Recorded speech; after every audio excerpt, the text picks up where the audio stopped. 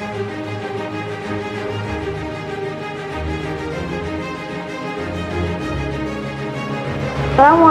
warahmatullahi wabarakatuh. Assalamualaikum warahmatullahi wabarakatuh. Tolong bantu subscribe ya guys. Tolong subscribe ya guys, karena Allah suka orang yang menolong. Mohon like, share, comment, and subscribe.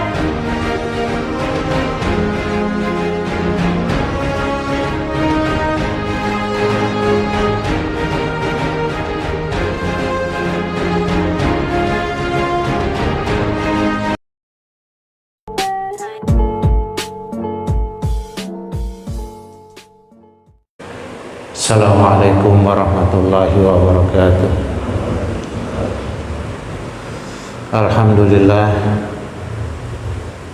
wassalatu wassalamu ala rasulillah Sayyidina Muhammad ibn Abdillah wa ala alihi wa sahbihi wa man walah, la hawla wa la quwata illa billah.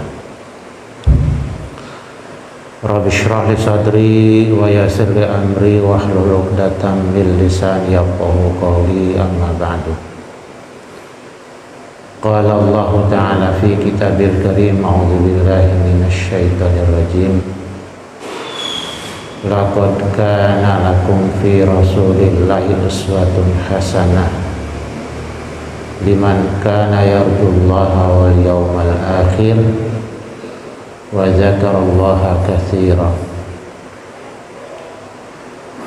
Wa qala Rasulullah sallallahu alaihi wasallam, ittaqillaha haitsu ma kunta wa ati sayyi'atal hasanata tamhuha wa khaliqin nasa bi khuluqin hasanin. Atau kama qala Rasulullah sallallahu alaihi wasallam. Sadaqallahul azim wa sadaqa rasuluhun nabiyul karim wa nahnu ala dzalika minasy syahidin wasyakirin walhamdulillahi rabbil alamin. Karamun para asatidz jamaah salat subuh yang dimuliakan Allah Subhanahu wa taala.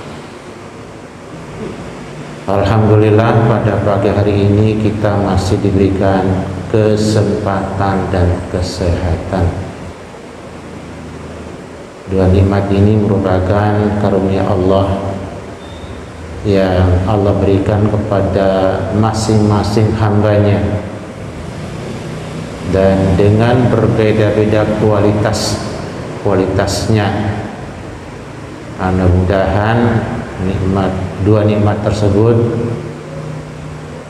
kita dapat pergunakan untuk beribadah kepada Allah Subhanahu wa taala. Salah satu ibadah yang pahalanya sangat besar, yang bisa menambah tabungan pahala kita untuk di alam akhirat nanti, adalah duduk bersama ayat-ayat Allah dan hadis-hadis Rasulullah sallallahu alaihi wasallam. Sesaat saja pahalanya sama dengan 1000 rakaat salat sunnah. Julusuka sa'atan khairun min alfi rakaatin tatawwu'an. Itulah murahnya Allah, maha penyayang dan maha kasihnya Allah kepada kita, ya. Jadi dengan pekerjaan sedikit kita mendapat pahala yang banyak, karena ingin Allah kepada kita semuanya agar masuk surga. Makanya Nabi kita Muhammad SAW terus berjuang mengingatkan dan membimbing para sahabatnya agar bisa masuk surga. Sampai detik-detik akhir hayatnya beliau tidak sebut keluarganya, tidak panggil anaknya, tidak panggil istrinya, tapi yang dia panggil adalah ummati, ummati, ummati. Umatku ya Allah, mudah-mudahan mereka terus berada di jalan-Mu ya Allah. Ummati ya Allah, umatku ya Allah, mudah-mudahan mereka tetap di jalan-Mu ya Allah. Umatku, masyarakatku, pengikutku mudah-mudahan tetap berada di jalan-Mu ya Allah. Subhanallah, sesekali beliau juga minta diperdengarkan ayat-ayat Al-Quran, dibacakan di telinganya, di hadapannya, lewat Abdullah bin Mas'ud yang suaranya memang sangat indah. Karena tidak semua sahabat Rasulullah juga punya suara seperti keluarga besarnya Nabi Daud. Imam kita termasuk mungkin cicit keberapa nggak tahu dengan Nabi Daud, karena suaranya lembut, bagus. Kan tidak semua punya suara kayak. Nah, Abdullah bin Mas'ud ini suaranya lembut banget. Termasuk Abu Musa al-Asy'ari, suara sahabat Nabi juga suaranya yang sangat lembut. Nabi pengen mendengarkan suara itu dibacakan, Al-Quran dibacakan. Nah, makanya ini peluang buat bapak-bapak. Tidak semua tentunya kita bisa baca Quran dengan baik, tapi kita punya telinga untuk mendengar, yang pahalanya juga sangat besar. Wa idza quri'al Qur'anu fastami'u lahu wa ansitu la'allakum turhamun. Kalau Al-Quran dibacakan, artinya kita minta tolong bacakan saya ayat-ayat Al-Quran, tolong perdengarkan ayat-ayat Al-Quran. Seperti Rasulullah yang memang Al-Quran turun kepada beliau saja minta dibacakan oleh sahabat-sahabatnya. Nah, disitulah dibolehkannya kita membaca Al-Quran di depan orang-orang, di depan khususnya orang-orang apalagi yang jelas-jelas minta. Nah, kita dalam kondisi kritis minta tolong bacakan Quran, nak. Tolong bacakan Quran. Nah, bacalah Abdullah bin Mas'ud surat An-Nisa. Begitu sampai pada firman Allah, wajibna bika alaihim syahida. Rasulullah minta cukup dan nangis dia.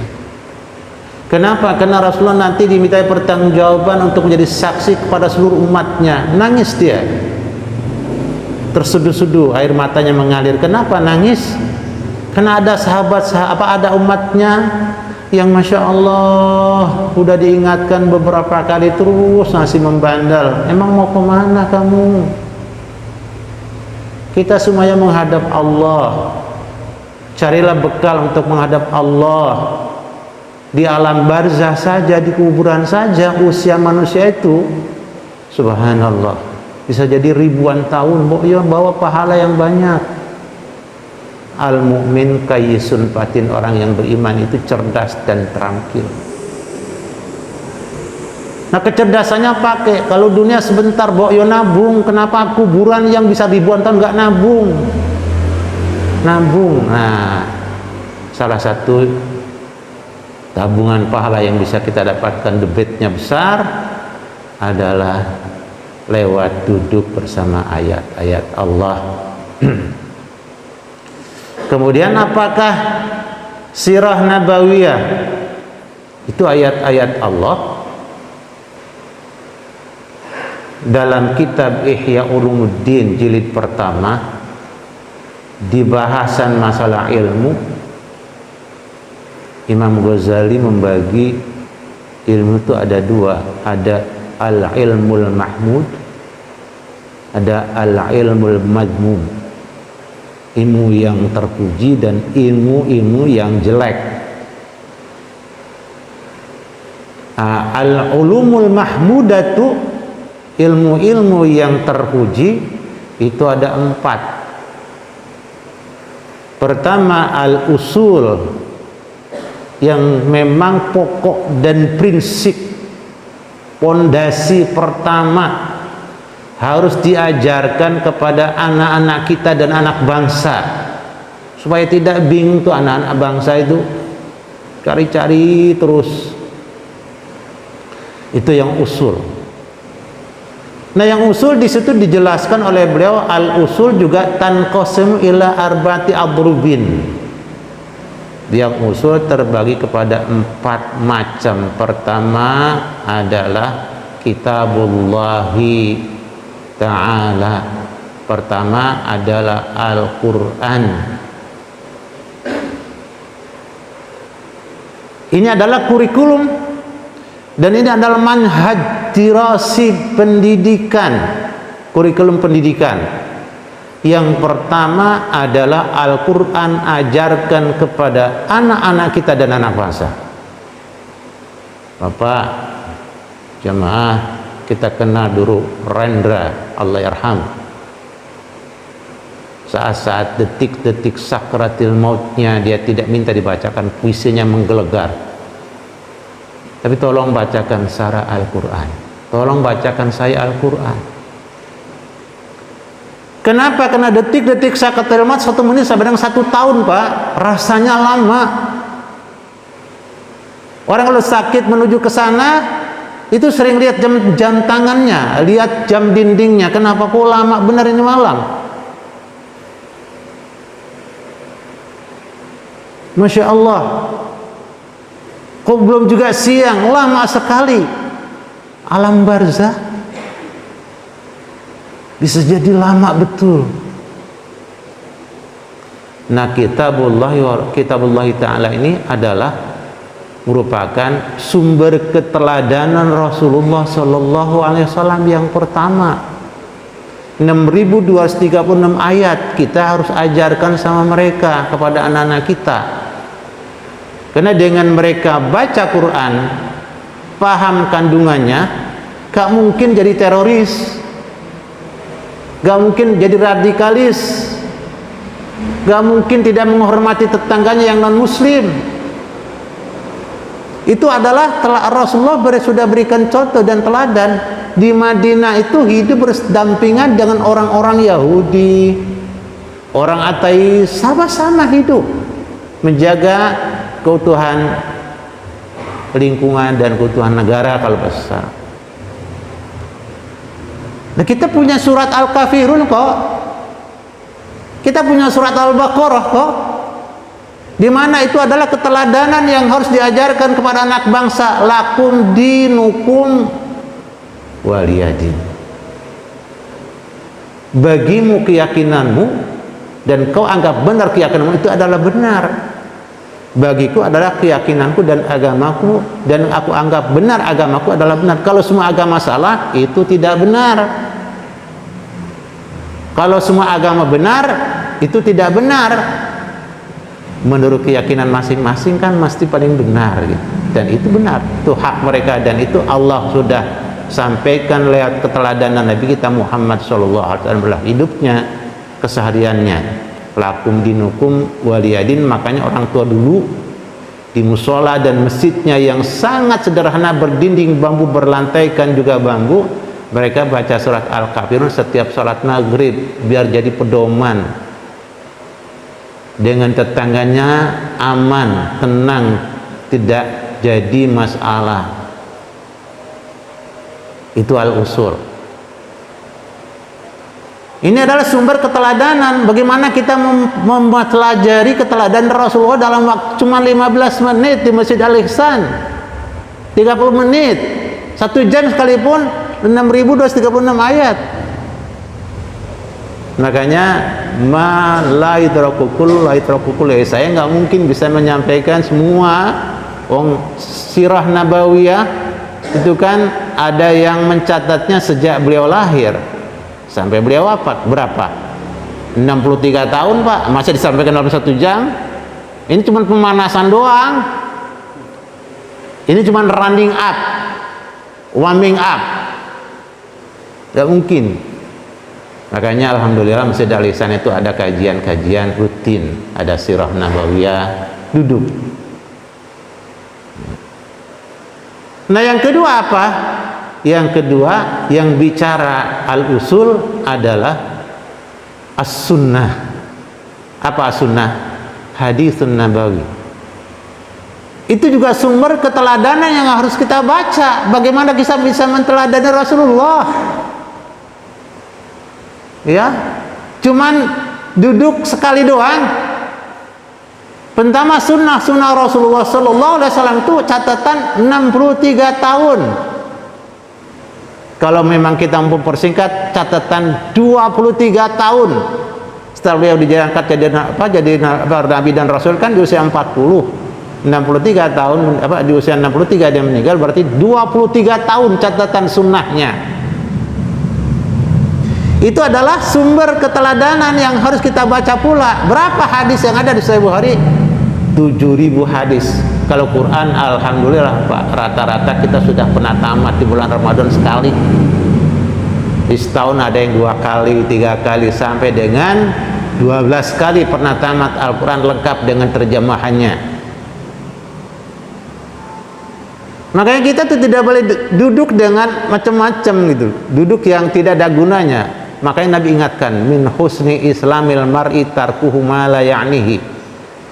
Itu terjemahan atau tafsiran dari firman Allah di surat Al-Mu'minun. Qad aflahal mu'minun alladzina fi sholatin khashi'un walladzina 'anil lagwi mu'ridun. Itu terjemahannya. Dari baiknya Islam seseorang, dia meninggalkan sesuatu yang tidak ada manfaatnya. Dia tinggalkan, pokoknya pemandangan, halal, terbatas halal itu. Haram, no way. Makruh, kita berusaha meninggalkan yang makruh. Ini as-sunnah dalam kitab Bukhari yang memang stratanya, strata kedua dari Al-Quran adalah 7.000 hadis, Pak. Saya takut betul kalau Ustadz Marton dipanggil saya Kiai, apalagi disebut-sebut. Aduh, saya takut karena saya belum pernah tamat seluruh kitab hadis yang ada. Saya pernah cuma tamat Sahih Bukhari, itu pun ngaji masih santri, masih ngantuk ya, di kelas di pojokan duduk, gurunya baca, kita tidur. Luar biasa dahsyatnya, 7.000 hadis, Muslim 7.000 hadisan. Makanya para ulama, sosok-sosok ya Ahmad Dahlan, Allah yarham, ya Hashim Asy'ari, itu memang Masjidil Haramnya bukan keramik, bukan granit lantainya, tapi pasir bebatuan. Mereka bawa sajadah, gak bisa tidur Pak di masjid. Rumahnya di samping Masjidil Haram, itu lantainya kalau naik, kalau berdiri nyundul, kesentuh palanya.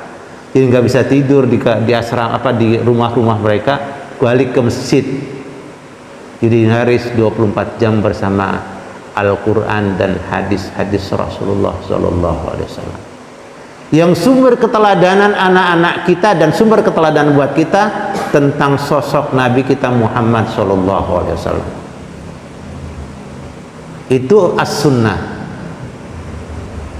Kemudian yang berikutnya adalah al-ijma'. Itu sumber keteladanan. Apa ijma' itu? Ijma' kesepakatan para ulama, sumber keteladanan ini. Dan sekarang berusaha bagaimana ulama kalau enggak direndahkan dia punya wibawa, ya dikriminalisasi. Sehingga rakyat, sehingga umat, ini kiai, ini ulama, kok begitu? Padahal dia mereka adalah kesepakatannya merupakan sumber keteladanan yang tidak harus dipelajari. Makanya ada Majmu'ul Fatawa, satu kitab yang tebal, beberapa jilid. Nah, kita terus ulama dijelek-jelekin.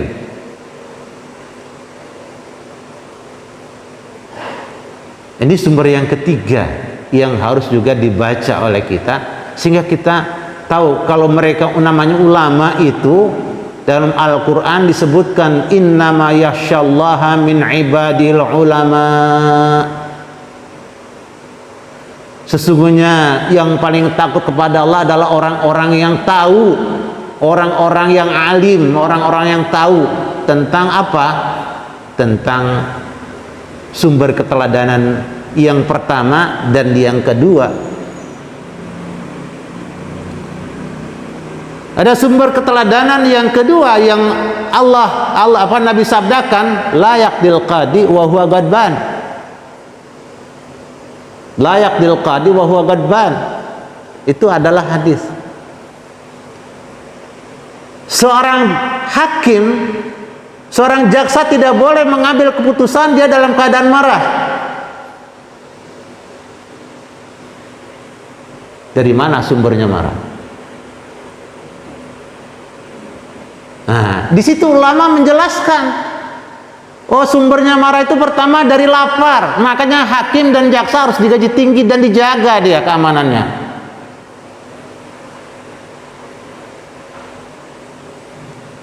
Karena kalau dia lapar memberikan kebijakan berarti marah dia. Kalau marah kebijakannya nggak benar. Itu sumber keteladanan. Yang kedua, dia dalam keadaan lelah, tidak boleh. Tidak boleh. Dia dalam keadaan lelah mengeluarkan kebijakan dan keputusan.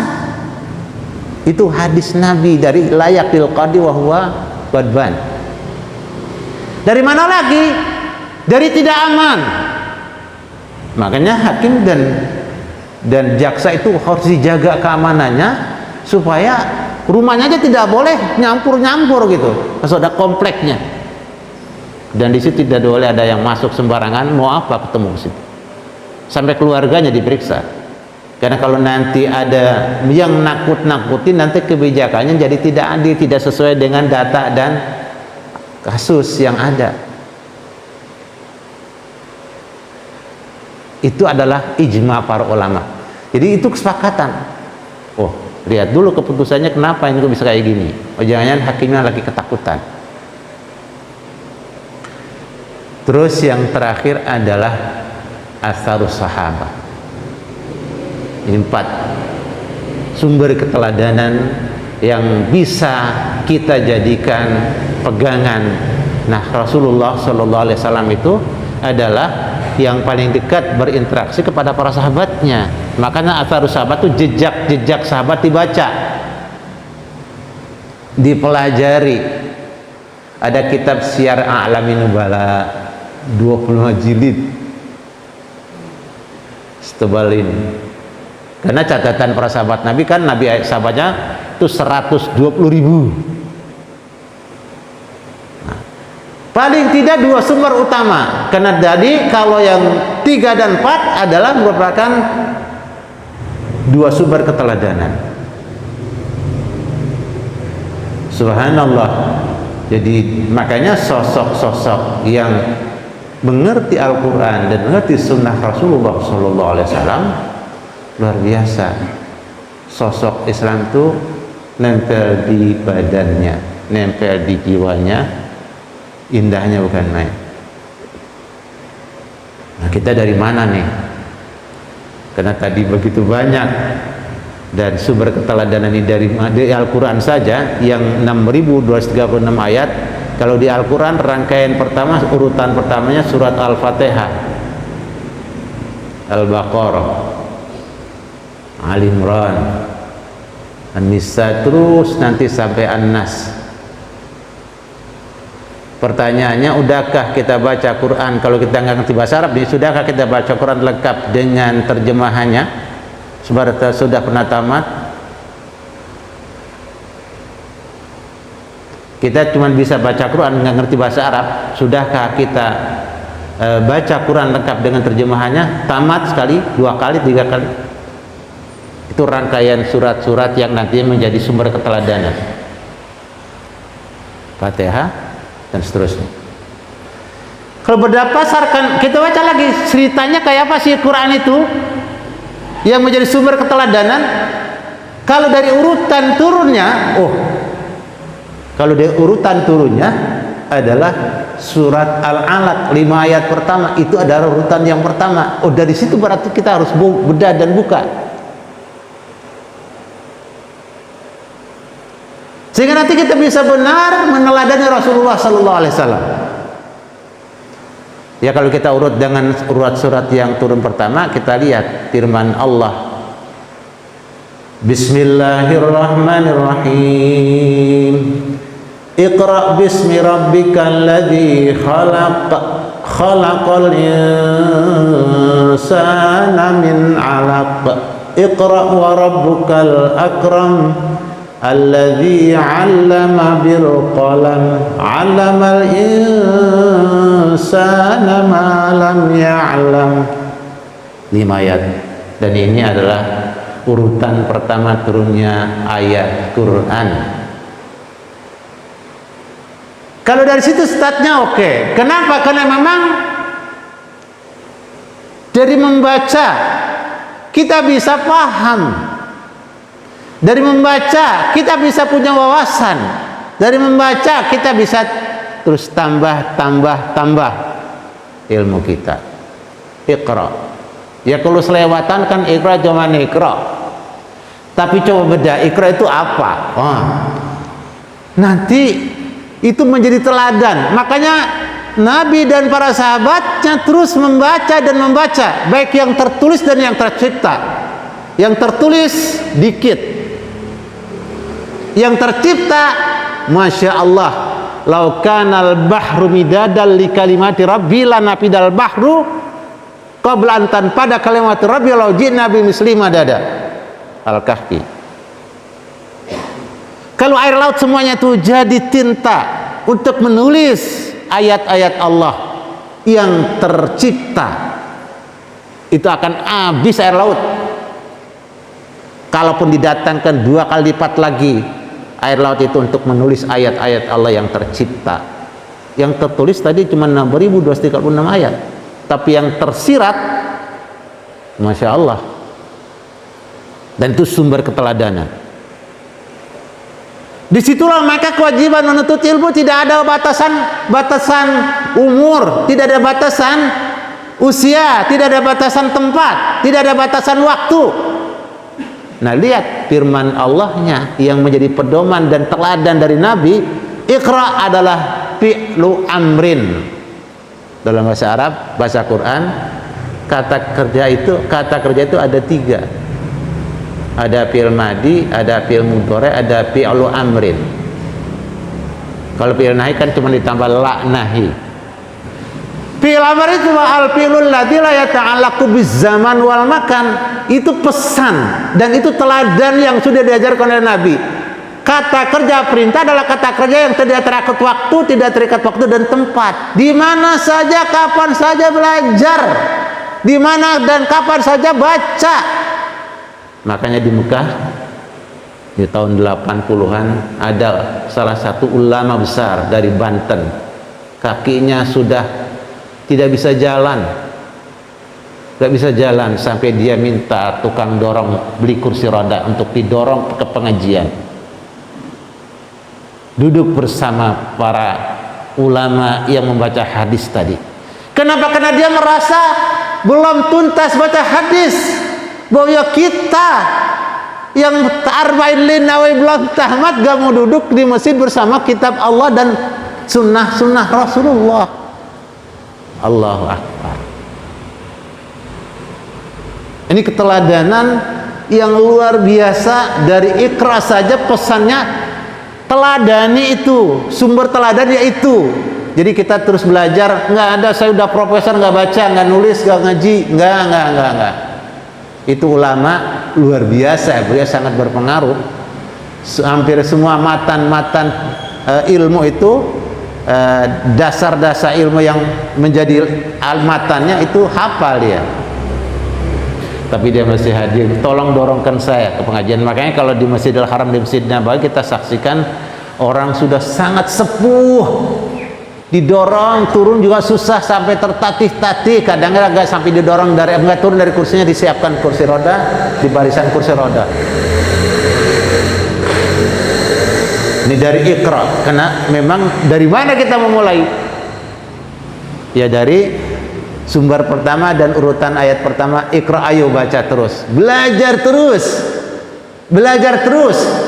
Apalagi Allah sudah jelaskan wa fil ardi ayatun lil muqinin. Di atas permukaan bumi, di atas permukaan bumi, di darat, di laut dan di udara, itu ayat pakai alif. Ya-nya setelah ada alif tinggi. Ayatun, tanya terbuka. Lil muqinin, buat orang-orang yang memang mengadakan kajian dan penelitian terus-menerus. Apa ayat-ayat di situ? Tentunya di ciptaan-ciptaannya yang dahsyat dan luar biasa. Banyak pohon yang kita tanam kita tidak tahu fungsinya di depan rumah kita. Banyak ya. Sesuatu yang kita lihat kita tidak baca. Karena dari Iqra ini dibaca. Kan kalau di usia TK memang baca dan belajar membaca. Di usia SD masih belajar, Bapak masih membaca, tapi sudah di SMP pastinya dia akan mempraktekkan apa yang dia baca. Di SM pastinya dia akan survei dan kajian penelitian yang tidak pernah berhenti. Karena tadi Iqra itu adalah bacalah, adakan penelitian, adakan survei, adakan studi banding, adakan kajian yang tidak terikat waktu dan tempat, tidak terikat usia. Terus makanya seorang Mahathir Muhammad yang usianya 90 tahun lebih membacanya tidak pernah berhenti aktivitas, dan tidak ada pensiun Pak, membaca mah. Dan istilah pensiun itu kan istilah kita aja. Kalau istilah agama kita, selamat napas masih keluar dari dada kita, masih harus.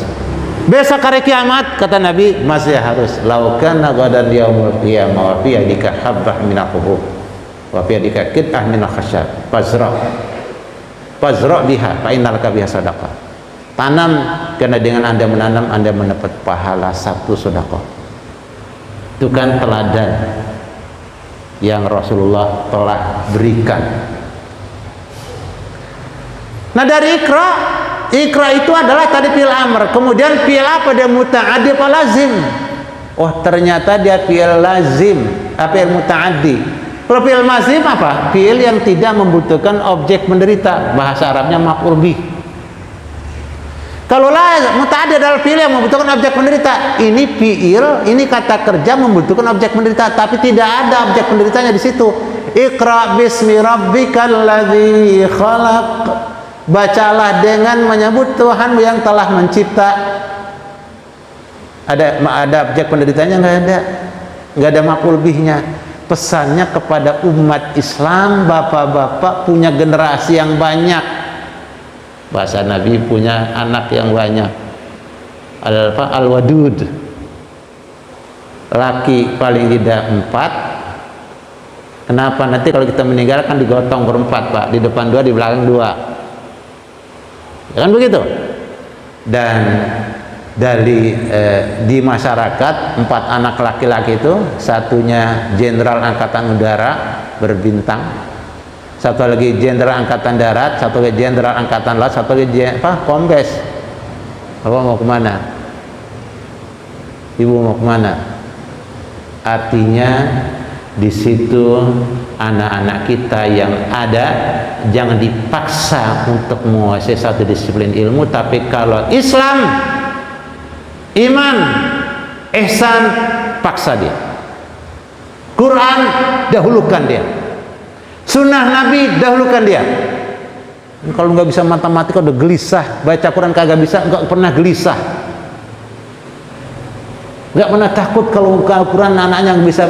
Saat kita mau menjelang kematian yang 1 detik tadi bernilai sama dengan 1 tahun lamanya, sama dengan 1 tahun lamanya, nggak dibaca, masya Allah. Ya Allah, takut. Makanya sakratul maut itu adalah menakutkan dan sakit luar biasa. Nah dari situ jadi lama. Ini adalah rangkaian yang pertama. Jadi nggak ada maf'ul bihnya. Pesannya jangan dipaksa anak-anak. 4 anak mau jadi dokter semua nggak bisa lah Pak. Masing-masing punya gaya dan masing-masing punya hobi, kecenderungan. Ya kalau Al-Quran pastinya harus. Dokter dengan Al-Quran tidak terganggu kok. Insinyur dengan Al-Quran tidak terganggu kok. Tentara dengan Al-Quran tidak terganggu. Polisi dengan Al-Quran tidak terganggu. Justru dia punya pedoman jadi tentara yang Qur'ani, dia tidak sembarangan nembak. Jadi tentara, jadi polisi yang Qur'ani, dia tidak sembarangan nangkap. Tidak sembarangan lepas dia punya peluru. Jadi petani yang Qur'ani, ia juga tidak bohong. Jadi pedagang yang Qur'ani juga tidak bohong, tidak ngurangi timbangan. Wailul lil mutaffifin, jadi pegangan buat dia. Jadi teladan itu teladan, itu sumber teladan. Ini sudah diajarkan semua oleh Nabi kita Muhammad SAW dan sudah disampaikan. Al yauma akmaltu lakum dinakum wa atmamtu alaikum ni'mati wa raditu lakum al-islam madina. Sudah sangat sempurna. Lah bayangkan sampai ke kamar mandi diatur oleh Rasulullah. Ke kamar mandi diatur Rasulullah. Kita masih bingung gimana nih urusan-urusan tentang si anu yang begini-begini. Udah diatur oleh Rasulullah. Ya. Nanti kembali kepada Quran, kepada As-Sunnah, kepada ijma ulama, kepada qiyas. Selesai dah. Asarus sahabat. Pasti ada di antara sahabat yang pernah melakukan ABCD di kasus-kasus yang nggak ada sekarang. Itu dari urutan sumber yang pertama, sumber keteladanan. Kalau kita lihat dari sosok Nabi dari masa kecilnya, buat anak-anak kita nih dahsyat. Supaya jadi teladan, ya diajarkan pula, dibacakan pula. Nabi, ya, makanya ada yang mengajarkan bait-bait puisinya, prosanya, syairnya tuh dengan nada-nada gitu. Supaya anak-anak teringat. Supaya anak-anak bisa sambil jalan-jalan bisa mengumandangkan sosok Rasulullah di usia dini, di usia masih bayi, usia baru lahir. Allahu Akbar. Nah, kita lihat ternyata dia yatim pertama kali, terus piatu berikutnya. Nah, dia usia yatim piatu adalah anak yang sepertinya anak terlantar. Sepertinya, tetapi Allah jaga dia, dan itu menjadi pegangan dan pedoman dalam dunia pendidikan kita. Teladan itu, yang anak yatim justru aset buat kita semua rame-rame. Ayahnya bukan satu dia, ayahnya satu masjid. Ibunya bukan satu dia, ibunya satu majelis taklim. Masa sih mereka tidak sukses? Bapaknya satu masjid, ibunya satu majelis taklim, ya mestinya mereka lebih sukses daripada anak-anak yang biasa. Itu adalah motivasi buat anak-anak yatim piatu yang memang ditinggal ayah dan ibu. Subhanallah, begitu menginjak usia besar bersama pamannya, beliau sudah mulai dilatih untuk berdagang. Sebelumnya beliau masih kecil, di usia SD kelas 5-6 beliau sudah belajar beternak di tengah padang pasir kering kerontang, tidak ada tumbuh-tumbuhan. Anak bangsa Indonesia, ya Allah, luar biasa nikmatnya punya negara. 17.500 pulau lebih, dengan udara yang sangat bersahabat, dengan sangat subur. Masya Allah. Kalau bapak-bapak yang sering keluar negeri akan merasakan betapa indahnya Indonesia. 17.000 pulau berjajar dan suburnya bukan main. Ini hubungkan dengan sosok Nabi kita di usia dini. Dia mengembala kambing, bahasa mengembala itu dikerenkan kalau sekarang mah beternak kambing. Makanya di usia pertama, di usia dini dia punya usaha tuh, kalau bahasa usaha mah peternakan kambing, peternakan onta. Sampai pada saat dia mau nikah dengan calon istrinya, itu bawa onta 400 ekor buat calon istrinya ke rumah calon besannya. 400 ekor. Kenapa? Karena masih kecil sudah terus ditanamkan beternak. Lah kambing makan sangat akumulatif Pak. Kalau dimanjakan kambingnya, kalau kagak diurus ya nggak akan memberikan manfaat, artinya nggak akan akumulatif pertumbuhannya. Lah kalau punya kambing tahun 10 ekor kan 2002 tidak 10 ekor, mesti 30 ekor karena minimal 2 ekor kelahirannya per induknya. Tapi manjakan dia, pijit dia, bangun seperti bapak bangun mau sholat subuh dan kemudian setelah sholat subuh berangkat ke kantor seperti itu, berangkat ke kandang, periksa kandangnya. Mana yang sakit pijit-pijit, kasih obat dia. Mau yang mau lahir bidani dia, kasih makan yang enak. Lo bapak kan ke kantor pagi-pagi, cuma buat kantor sendiri di kandang. Ada musola, ada kandangnya. Saudara saya, teman saya, itu kita kalau bulan haji kan ke Pak Haji Iqbal ya, satu sapi ada yang 50 juta Pak, satu sapi. Subhanallah. Kalau 10 sapi itu berapa? 100 sapi sudah berapa? Kambing satu ekor paling kecil saja 1 juta. Itu kan bicara ekonomi. Kenapa? Karena kita mau dakwah. Dakwah itu perlu dana operasional. Makanya Nabi Muhammad SAW di usia dini sudah bicara bisnis. Kita kadang-kadang jangan bisnis nanti terganggu.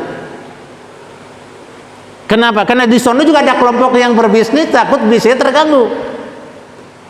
Nanti kagak laku sapinya, kambingnya. Makanya aneh bin ajaib, negara yang 17.000 pulau tidak ada pulau sapi, tidak ada pulau sapi. Ada pulau sapi? Ada pulau kambing? Nggak ada. Ada pulau komodo. Kan aneh bin ajaib, itu sengaja biar yang punya sapi itu terus kirim sapi ke kita.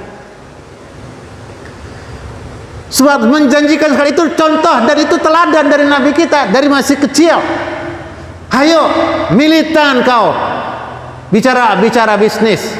Ya mereka makan diajarkan Pak, pulang dari sekolah nggak kemana-mana, duduk di warungnya dengan hitungan tret set, wah kan main.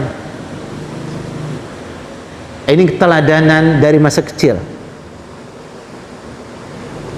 Begitu dia selesai beternak tadi, udah sukses di peternakannya, punya kambing udah ribuan, punya onta sudah ribuan, karena 400 ekor dibawa ke Macalan Besan, nggak mungkin kan dia cuma punya 10 ekor, nggak punya cuma 200 ekor, 400 ekor buat Calon Besan, berarti di atas itu dia punya onta. Kemudian begitu punya onta banyak kan punya modal Pak, dagang Pak. Nah di sektor ini kita semuanya Masya Allah terasa betul teladan yang Rasulullah sudah contohkan, sudah berikan kepada kita.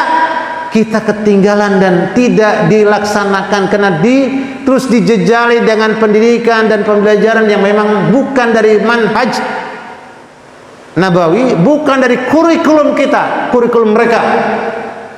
Hanya dokter sih, tapi gelar dokternya bingung. Ya, di situ perlu menteladani Rasulullah dari urutan Quran tadi sudah.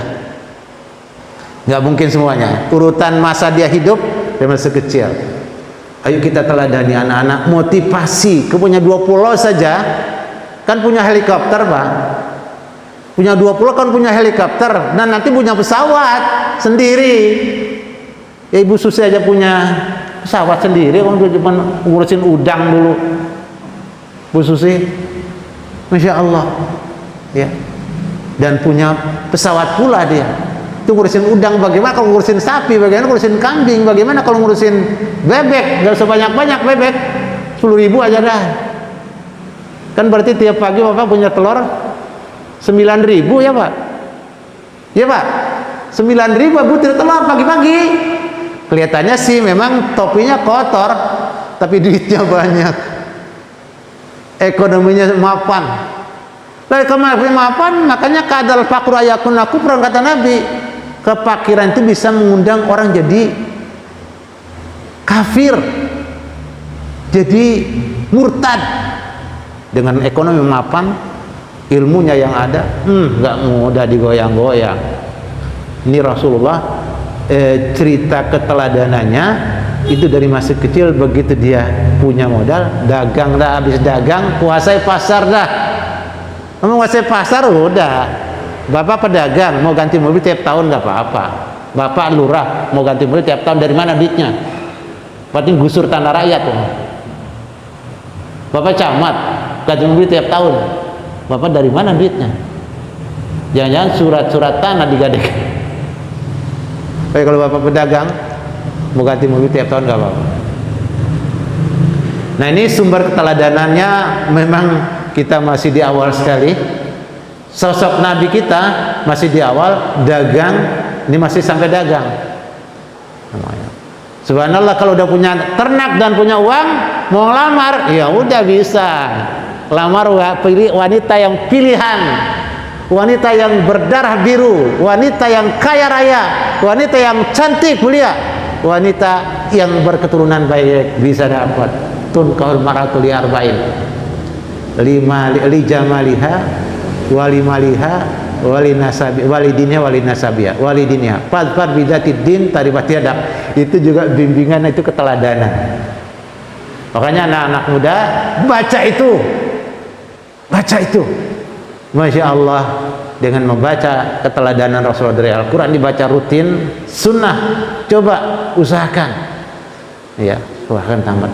Nah, makanya kalau habis maghrib, habis subuh 2 hadis saja, berarti kan kalau 1 bulan sudah 60 hadis, ya lumayan. Ya, itu hadis-hadis Rasulullah tadi yang menjadi sumber keteladanan Nabi kita Muhammad SAW, yang akhirnya bisa nempel. Dan itulah sosok Mbah Kyai Hasyim Asy'ari, Hadratus Syekh Kyai Hasyim Asy'ari, dan itulah sosok Kyai Ahmad Dahlan yang semua hadis tertanam dan nempel di dalam jiwanya. Dahsyat. Lihat rumah sakitnya, lihat sekolahannya, lihat perguruan tingginya dan universitasnya, dahsyat. Itu adalah awalnya adalah Kyai Ahmad Dahlan dengan sumber keteladanan yang mumpuni di jiwanya tertanam. Al-Quran, hadis-hadis Nabi, ijma para ulama, dan adalah jejak-jejak para sahabat Nabi kita Muhammad SAW. Demikian Pak, udah siang nih, kita hari Ahad, mau olahraga, mau bersih-bersih dan seterusnya. Insya Allah nanti kita berikan, mudah-mudahan diberikan kesempatan dan kesehatan untuk bisa terus menambah tabungan pahala kita. Hadanallahu wa iyyakum ajmain. Assalamualaikum warahmatullahi wabarakatuh.